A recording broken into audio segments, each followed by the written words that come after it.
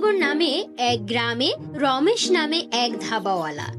রমেশ ছিল খুবই লোভী এবং হিংসুটে প্রকৃতির মানুষ।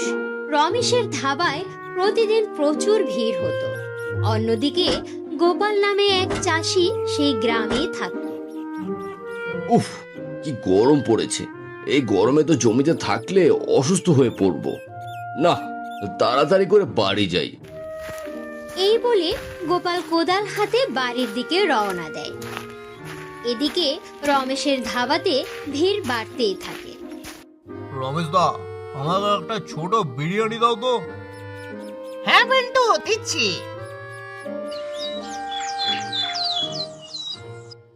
একদিন গোপাল বাজার থেকে সবজি কিনে বাড়ি ফেরার পথে দেখে রমেশের ধাবায় অনেক ভিড় রয়েছে। সে মনে মনে ভাবে, রমেশের ধাবায় তো অনেক ভিড়, কেননা আমিও এরকম একটা বিরিয়ানির দোকান খুলি। গোপালের মুখে বিরিয়ানির নাম শুনে রমেশের খুব রাগ হয়। আরে এটা কে রে? তুই জানিস আমার ধাবাতে খাবারের গন্ধ শুকলেও টাকা লাগে। বুঝলি? চল চল, ভাগ এখান থেকে, ভাগ। গোপাল এরপর বাড়ি থেকে কিছু টাকা নিয়ে ভোলা কাকার বাড়িতে যায়। নমস্কার কাকা। আরে গোপাল যে, এসো এসো, এখানে আসো। কাকা, আমার কিছু সাহায্য লাগতো।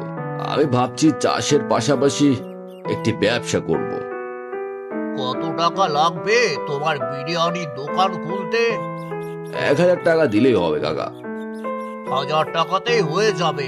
আচ্ছা, এই নাও তাহলে, এই নাও। ধন্যবাদ কাকা। ঠিক আছে ভোলা কাকা, আমি তাহলে এবার আসি। সাবধানে যেও, কেমন? ভোলা কাকার বাড়ি থেকে বের হতে হতে পরের দিন গোপাল একটি ছোট ঠেলা গাড়ি নিয়ে গ্রামের রাস্তার ধারে বিরিয়ানির দোকান শুরু করে।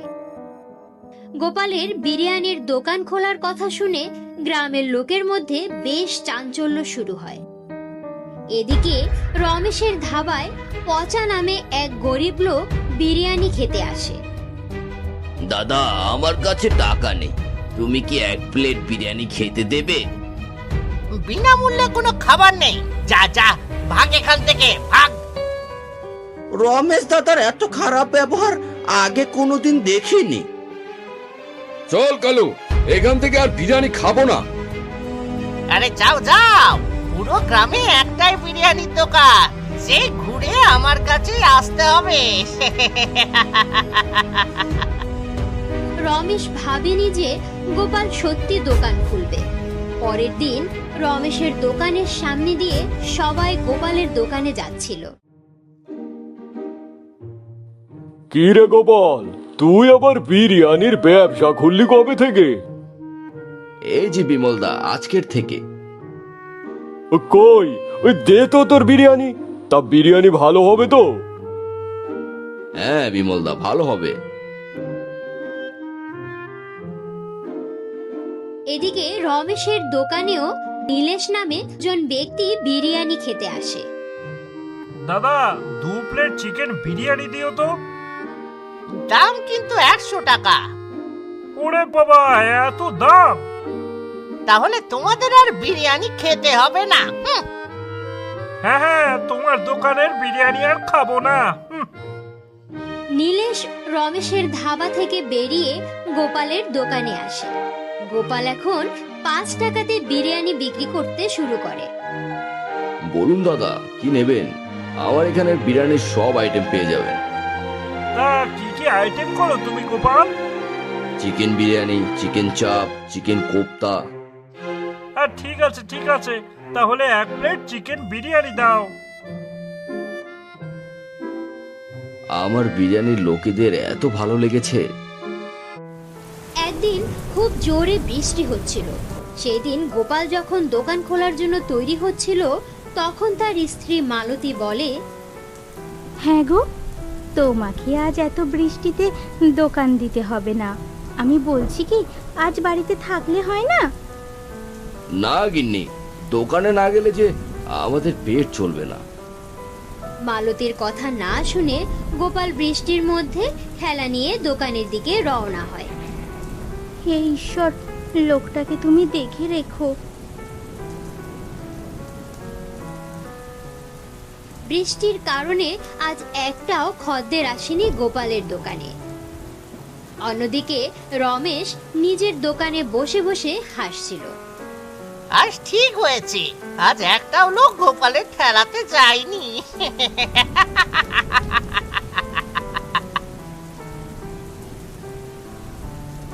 হঠাৎ করে গোপালের দোকানের সামনে এক বৃদ্ধ লোক আসে। তোমার কাছে কিছু খাবার হবে বাবা? আমার কাছে কিন্তু টাকা নেই। হ্যাঁ বাবা, দিচ্ছি। গোপাল ওই বৃদ্ধ লোকটিকে এক থালা বিরিয়ানি খেতে দেয়। বিরিয়ানি তো ভালোই হয়েছে, তা তোমার মন খারাপ কেন বাবা গোপাল? বাবা, কয়দিন থেকে আমার ব্যবসাটা খারাপ, আর আজকে তো একটি লোকও আসেনি আমার দোকানে। এই নাও, এই হলো জাদুর মশলা। এই মশলা তোমাকে দিলাম আমি। এই মশলা বিরিয়ানির মধ্যে দিলে বিরিয়ানির স্বাদ অতুলনীয় হয়ে যাবে। কিন্তু মনে রেখো বাবা, তুমি গরিব লোককে বিনা পয়সায় খাওয়াবে, তাহলে তোমার হাঁড়ির বিরিয়ানি কখনো শেষ হবে না।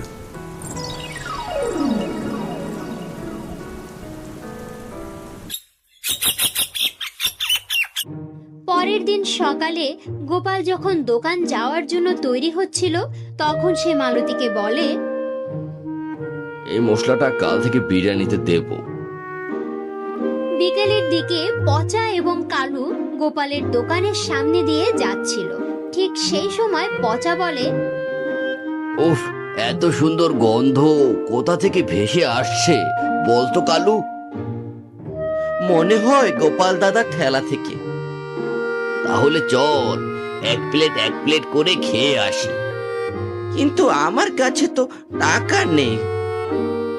আরে চল না, পরে দেখা যাবে। এই বলে পচা ও কালু গোপালের দোকানের সামনে এসে হাজির হয়। গোপাল দাদা, আমাদের 2 প্লেট চিকেন বিরিয়ানি দাও। কিন্তু কিন্তু কি পচা? কিন্তু আমাদের কাছে 1 প্লেট বিরিয়ানির দাম আছে। কোনো ব্যাপার না, আমি তোমাদের 2 প্লেট বিরিয়ানি দিচ্ছি। গোপালের দোকানে রোজ প্রচুর ভিড় হতে থাকে এবং অন্যদিকে রমেশের ধাবায় ভিড় আস্তে আস্তে কমতে থাকে।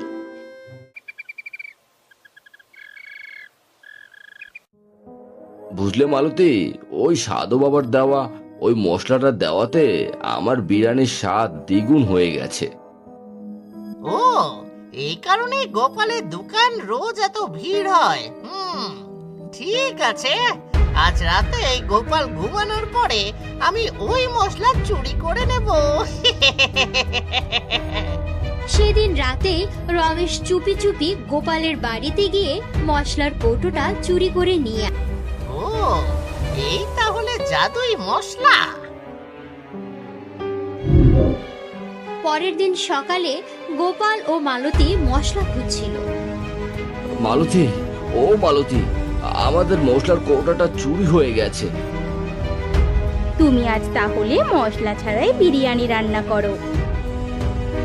অন্যদিকে রমেশ ওই জাদুর মশলা নিয়ে বিরিয়ানি তৈরি করে। গোপাল তো 1 চিমটি মশলা দিত বিরিয়ানিতে, আমি 1 মুঠো দেব।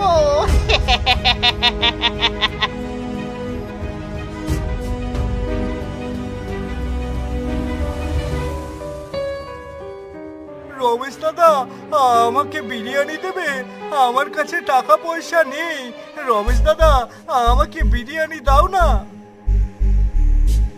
চল চল, ভাগে এখান থেকে, টাকা নেই রে, আবার বিরিয়ানি খাবে। যা যা, গিয়ে পান্তা ভাত খা চুপচাপ। রমেশের বিরিয়ানি থেকে পচা ও দুর্গন্ধ বের হচ্ছিল। এ বাবা রে, কি জঘন্য খেতে বিরিয়ানিটা। হ্যাঁ দাদা, এই বিরিয়ানি থেকে কেমন যেন গন্ধ বের হচ্ছে। এই রমেশকে মারো, সবাই সবাই মিলে রমেশকে মারো। হ্যাঁ হ্যাঁ, মারো মারো। আর গ্রাহকরা রমেশকে মারতে শুরু করে। গোপাল রাস্তা দিয়ে যাওয়ার সময় গ্রাহকদের রমেশকে মারতে দেখে মনে মনে ভাবে, কি ব্যাপার, গ্রাহকদের বিরিয়ানির স্বাদ এত খারাপ হয়ে গেল কেন? ও বুঝলাম, আমার মশলা চুরি করে এনেছিল, তাই এরকম হলো। রমেশ গ্রাহকদের মার খেয়ে মনে মনে বলে, আজ ওই গোপালের জন্য আমার এই অবস্থা, এর কিছু একটা আমাকে ব্যবস্থা করতেই হবে।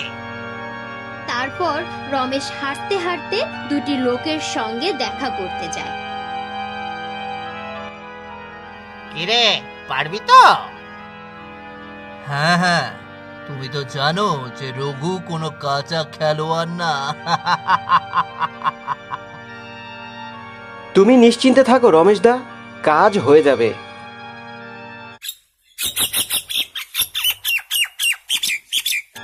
পরের দিন দুপুরে যখন গোপাল তার দোকান থেকে বাড়ি ফিরছিল, তখন সেই দুটি লোক গোপালের পথ আটকায়। যা কিছু আছে সব দিয়ে দে, দিয়ে দে বলছি। না না, আমি কিছু তোমাদের দেব না। ভালোই ভালোই বলছি, তাড়াতাড়ি দে, না হলে কিন্তু অনেক খারাপ হয়ে যাবে বলছি। তখন গোপাল ভয় পেয়ে সেই লোক দুটিকে টাকা দিয়ে সেখান থেকে চলে যায়।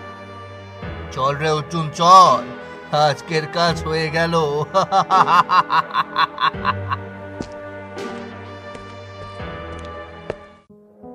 বাড়ি পৌঁছে গোপালের স্ত্রীকে গোপাল সব কিছু খুলে বলে।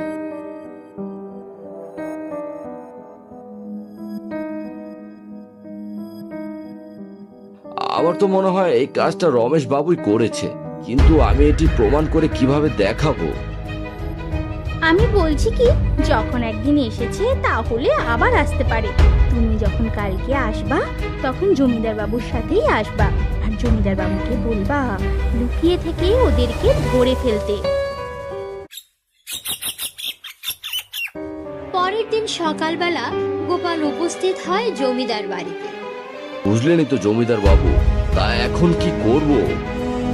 ঠিক আছে, আমি তোর সাথে যাব। সেদিন বিকেলবেলা আগের দিনের মতোই টাকা ছিনতাই করতে রঘু এবং অর্জুন আসে। তাড়াতাড়ি যা কিছু আছে দিয়ে দে।